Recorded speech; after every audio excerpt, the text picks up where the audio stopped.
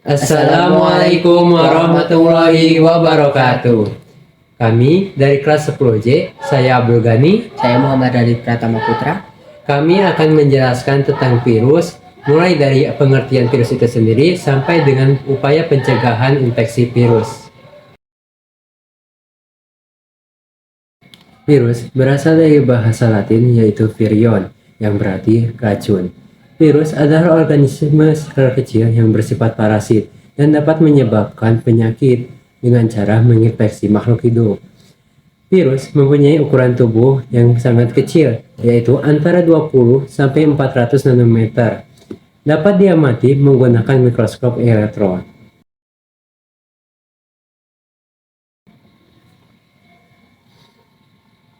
Sejarah penemuan virus. Pada tahun 1883, ilmuwan bernama Adolf Meyer menemukan penyakit yang menyebabkan bercak-bercak pada daun tembakau dan menyimpulkan bahwa penyakit tersebut disebabkan oleh bakteri yang lebih kecil dan biasanya tidak dapat dilihat dengan mikroskop biasa. Kemudian, pada tahun 1892, Dmitry Ivanovsky dari Rusia menemukan bahwa getah daun tembakau yang sudah disaring dengan penyaring bakteri masih dapat menimbulkan penyakit mozaik. Kemudian, tahun 1997, setelah Martinus Beijeri dari Belanda menyimpulkan patogen mozaik tembakau bukan bakteri, melainkan partikel yang jauh lebih kecil dan lebih sederhana daripada bakteri. Ia menyebutnya sebagai virus lolos saring atau filterable virus. Tahun 1935, seorang ilmuwan Amerika, Wendell Meredith Stanley, berhasil mengkristalkan partikel penginfeksi tanaman tembakau tersebut yang kemudian dikenal dengan nama tobacco mosaic virus atau TMV. Yang pertama, bahan genetik virus terdiri atas RNA atau DNA saja. Kedua, struktur virus secara relatif sangat sederhana, yaitu dari pembungkus yang mengiringi asam nukleat dan protein. Ketiga, virus mengadakan reproduksi hanya dalam sel hidup. Keempat, virus tidak dapat diendapkan dengan sentrifugasi biasa, tetapi dapat dikristalkan seperti layaknya benda mati.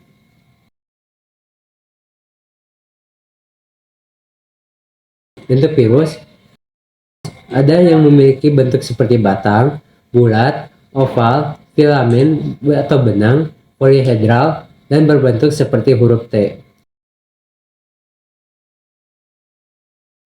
Struktur tubuh virus. Yang pertama ada kapsid, yaitu selubung protein yang melindungi materi genetik virus dari kerusakan.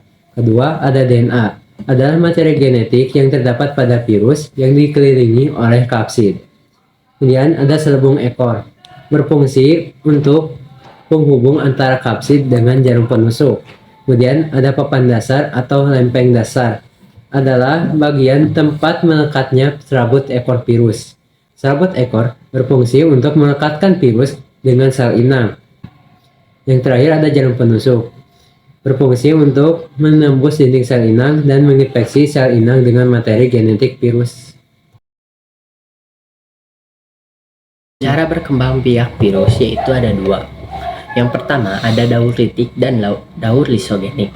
Daur litik memiliki ada tahap adsorpsi, virus menempel pada membran sel. Tahap injeksi, DNA virus masuk ke dalam inti sel dan merusak DNA sel.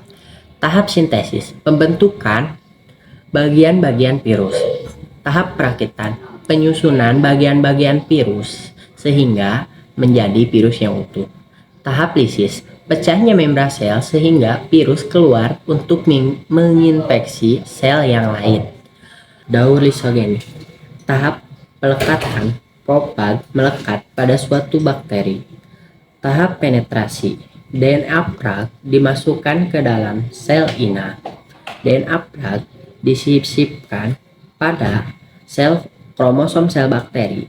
Kromosom sel bakteri yang telah tersisipkan propag mengadakan replikasi yang terjadi terus-menerus selama ada pembelahan sel. Pada kasus yang jarang terjadi, propag dapat memisahkan diri dari kromosom sel bakteri untuk memasuki siklus distik. Tahap replikasi dan sintesis. Sel membuat komponen virus. Tahap pematangan yang diikuti pelepasan terbentuk partikel virus yang utuh dan sel inang pecah. Manfaat virus.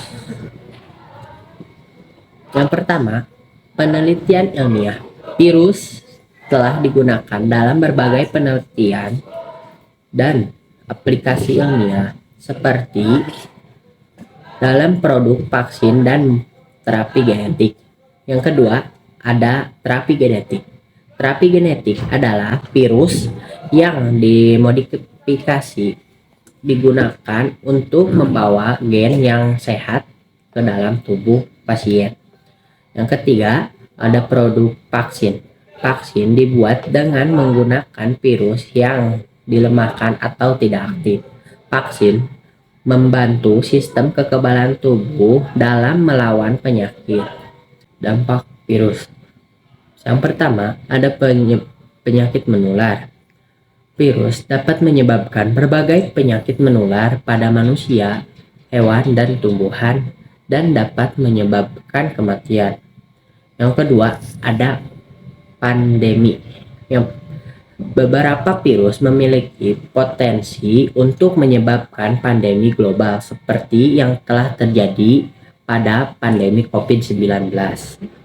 Yang ketiga, ada kehilangan nyawa. Virus yang menyebabkan penyakit parah dapat menyebabkan kehilangan nyawa.